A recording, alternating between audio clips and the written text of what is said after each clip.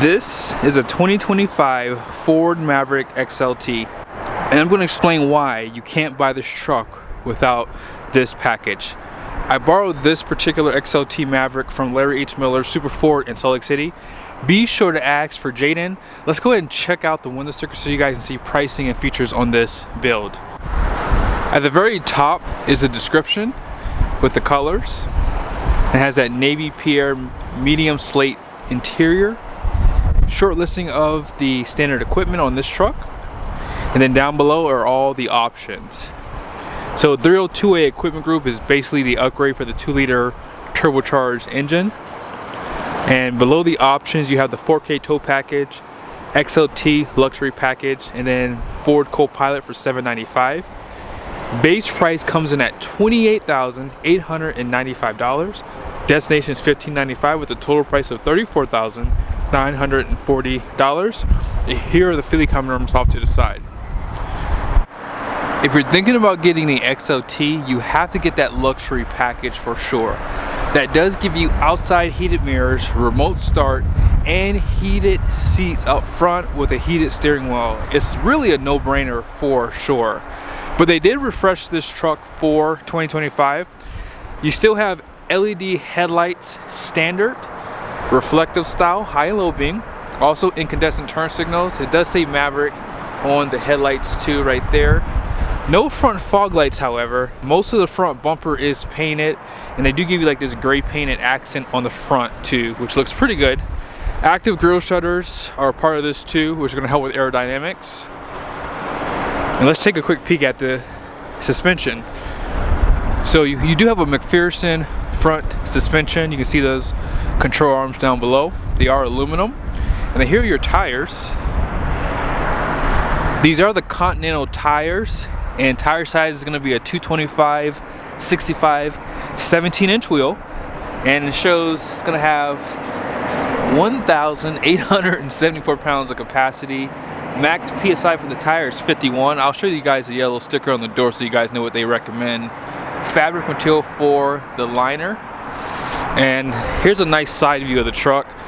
Black mirror caps. There's definitely more plastic on this one compared to that Lariat, but you're gonna probably pay another $5 or $6 grand more for that trim, depending on how you option it too. They do have an XLT badge right here, and then here's where you're gonna fill up at. Regular fuel. 16.5 gallon fuel tank, and incandescent tail lights, more plastic down below. They do, however, give you rear parking sensors. You do have an upgrade for your hitch. You have a 4-pin and a 7-pin. Backup camera.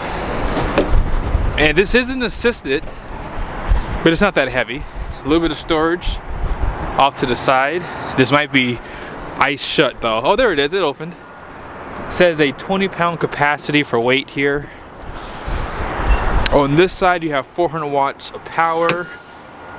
Bed lights can be turned on. And that's pretty much it. Here's a side view of the Maverick too. It's a good looking truck for under $35,000.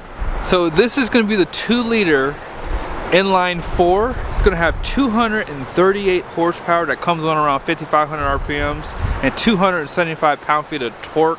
All that power does go through an 8-speed transmission, and they are using a forged steel crankshaft, which is pretty impressive for a truck like this for sure. Let's go and check out the interior. Now this truck does have smart key system, so you can lock it by touching right here. And then if you swipe your hands in, it will unlock the doors. And then check out this pretty unique interior. So you have that navy blue with that light gray, looks really nice. They only give you auto down for the driver's side, and then you have to hold it for everything else going back up. Spot right there for a bottle. This one does have that power seat, a part of that luxury package. And as I said, heated seats. Blue stitching. And you have like blue accents in this gray part of the seat too. Nice bolstering on the side too. And this is a pretty comfortable truck. Now let's see. Tilt and telescoping steering wheel. You have your lighting controls, you have automatic headlights, trailer brakes right there, and that's how I pop that hood down there. Power mirrors. Let's go ahead and check out the passenger side.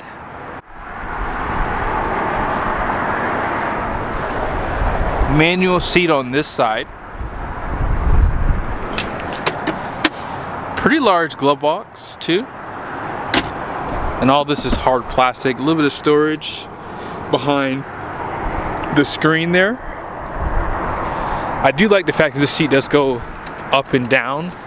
That's not something available on even more expensive trucks when it has a manual seat on this side. And then check that out. Nice storage on the door. You can have a little bit of storage right off to the side there.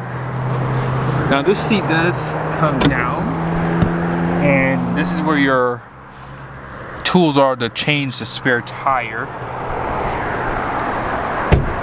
You also have storage below the seat too, which is actually surprisingly nice. 120 volt power plug still back here, 2 USBs. You only have a seat back pocket on this seat here. There is a hump in the middle there. And they still give you center armrests. You don't have defrost or a power sliding glass. That may not even be available for this truck, but we'll probably do some research in the future. I'll put these up against other trim levels to show you everything that you have between the trim levels. Let's go ahead and jump back over to the driver's seat. One thing nice about this XLT is it does come standard with the 8-inch and 13.2-inch display here. Also, push button start is down below, which gets upgraded with the XLT. Here's some of the controls down below here. You push this button here, it does give you this clean screen for the screen. Also, you can change stations using those arrows. Caution lights, and then max defrost on the windshield. And you have a hold function at a stoplight. 2 USBs down below. 12 volt power plug, and then you have storage. There would be a wireless charger here if you had that option, but the XLT doesn't have that. 2 cup holders. This is your gear selector here, electronic parking brake, traction control, and then this is how you disable the stop start function so the engine stays on. Here's your center armrest. Nice storage inside of here. Now on the roof, they do provide a spot for sunshades. LED interior lights. You can have them come on with the door. As far as your vanities go, they still provide a mirror. No lights here, however. On the passenger side, yep, you still get a mirror. Now let's go ahead and go through this screen. You don't have dual climate control with XLT, but you have this home screen here. If you push home, it'll bring you back here.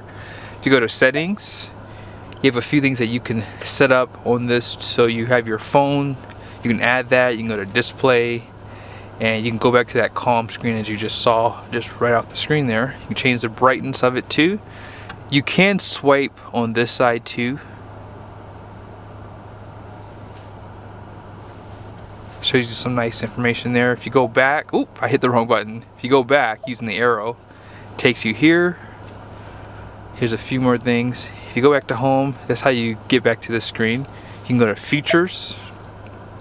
So you have an area for towing. So if you have a jet ski or something like that, you can add a trailer, set that up. Down below, this menu does stay here. So this does have heated seats, and they can be automatic too, which I like. Heated steering wheel buttons right there. If you want to control that fan, they have that there. And this doesn't really go away. Now you can swipe up and you have this menu too to control your climate here. You can swipe it back down. You have outside heated mirrors. That's where you would turn those on at right there. The air vents have this blue accent to them. Now on this side, you guys can see you do have cruise control. You don't have adaptive cruise control, but that is available on the Lariat.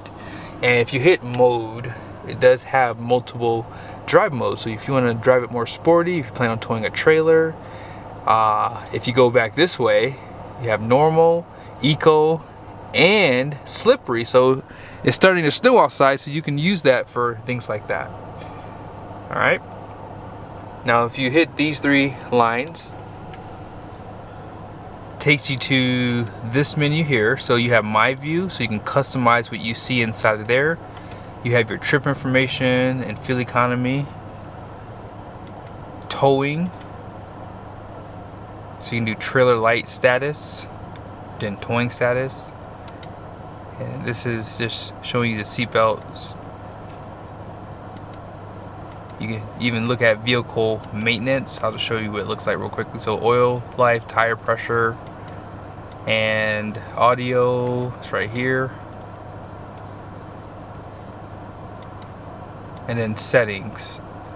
So if you want to change the screen content, you can. So you can do secondary speedometer if you like. And then you can do a left gauge. So if you want to turn the tachometer on, that is available. I personally like to see a tachometer, I'll be honest. I'm just one of those guys, gotta see a tach. And you can change the speedometer around. And that's pretty much it. I mean, this is definitely a nice truck. I mean, I like what they've done with this, and it is comfortable. As I said in the last video I did, I am gonna be doing some drive videos, but today, yeah, I'm not going on the highway with this. But yeah, be sure to stay tuned. I will be doing some comparisons with the 2-liter and the 2.5-liter hybrid system. So here are the numbers on the door. Front gross axle weight rating is going to be 2685. The rear is 2825. Gross vehicle weight rating is going to be 5240. And the wheels are going to be 17 by 7 wide. All in payload is 1435. 35 psi for the tires all the way around. Hope you guys enjoyed the video. I definitely do like these trucks. They have a lot of features. They're very comfortable, and I cannot wait to give my impressions on how they drive. Be sure to subscribe to the channel so you don't miss those uploads. See you guys soon.